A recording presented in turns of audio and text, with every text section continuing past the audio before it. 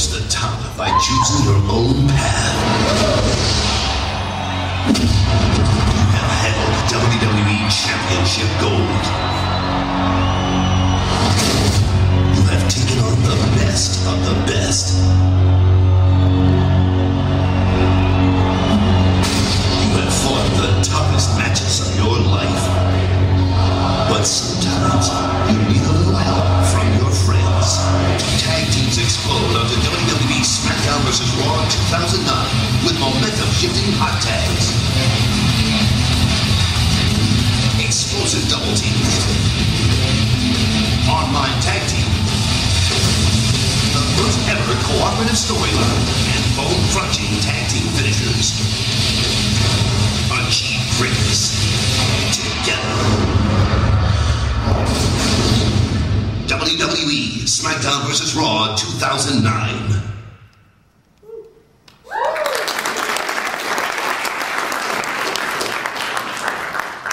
Thank you. We want to welcome everybody here. We're here to talk about WWE Smackdown vs. Raw 2009. We are in sunny Orlando. It is 2 days from WrestleMania. I'm wearing a suit. It's really hot out. You guys have your little gift bags. And we're about to talk about one of the greatest games are going to come out in sports and entertainment history. So that's pretty awesome. I'm pretty excited. So let's get into it. I'm going to go ahead and get into what we're going to be doing this year with WWE Smackdown vs. Raw 2009.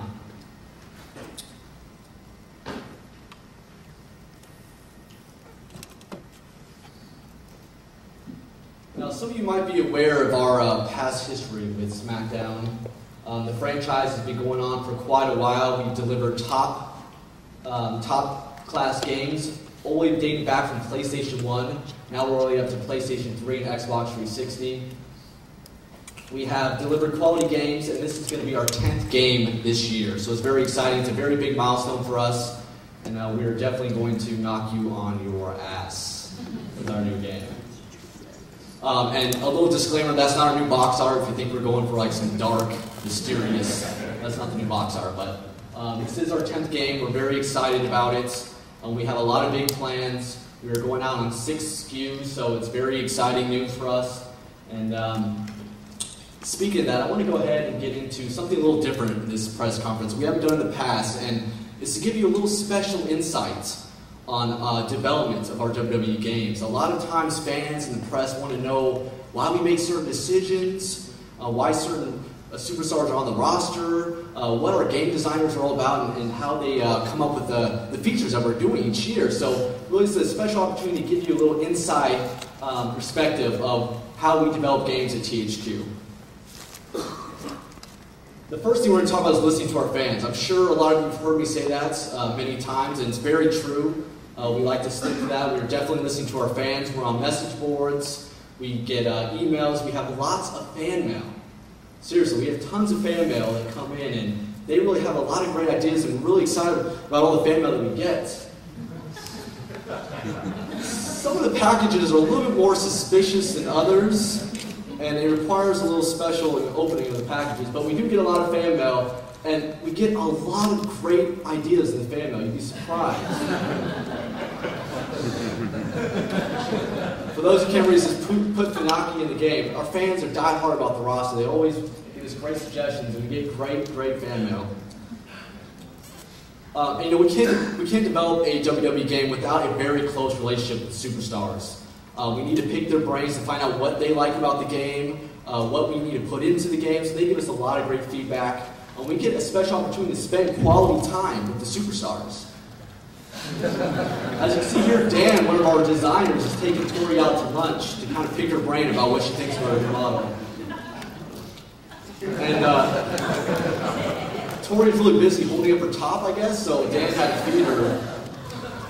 That was really nice of them. But they give us great input in the game. And then some of our designers are a little bit closer to superstars than others. It can get a little scary. We did walk in on Brian at his personal shrine to Candace, and it did freak us out a little bit.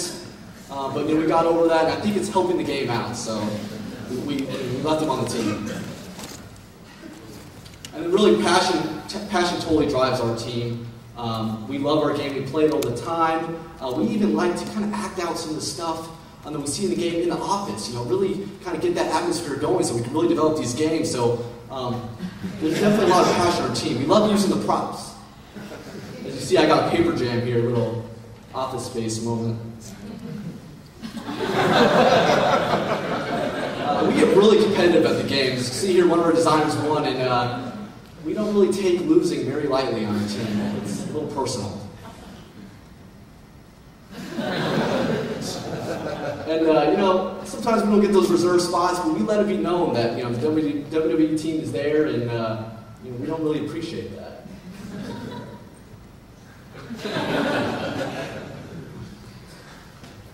And really, the WWE is our life. If the WWE wasn't our life, if our designers weren't that into it, we wouldn't be able to develop the great game that we make. So we really take it serious, especially around the office. This kind of attire wearing around the office is something you see pretty common. A lot of the coworkers look at us a little strange, but we're representing. There are some of those drunken nights and drunken moments when we get a little too carried away and we really like those superstar tattoos, and sometimes we get a little carried away. That's the whitest Mexican I've ever seen.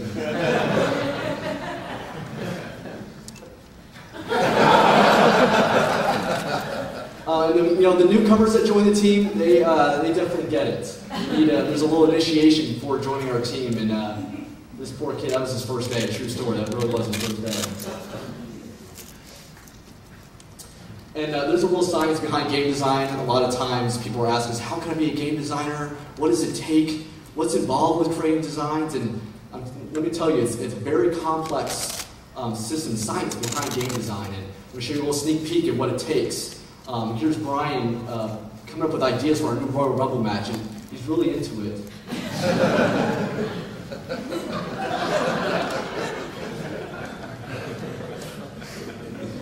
And then the fans are always asking us how the roster gets decided. They always want to know, why does this guy get left out? Why does this guy get added? And there's a science behind how we select the roster, and I'm going to give you a little sneak peek at how that's done.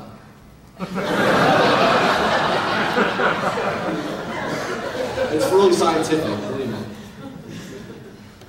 And then, to get those superstar models just right, I hear a lot of comments from the press and the fans about how great our models look. That takes a lot of detail, and we have to get a lot of close-up reference to get that detail down.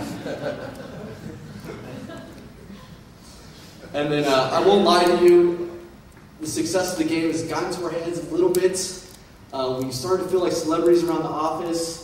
I think it's getting a little out of hand, but we did snap some shots. Leaving out of the car, going to work. People were holding signs. I was the #1 game designer. I'm just taken away.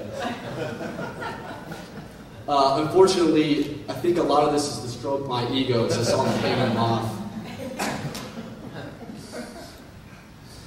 And then really, we can't make the great game that we make without studying the competition. There's some talk of this other wrestling game coming out. We're looking into it. We're not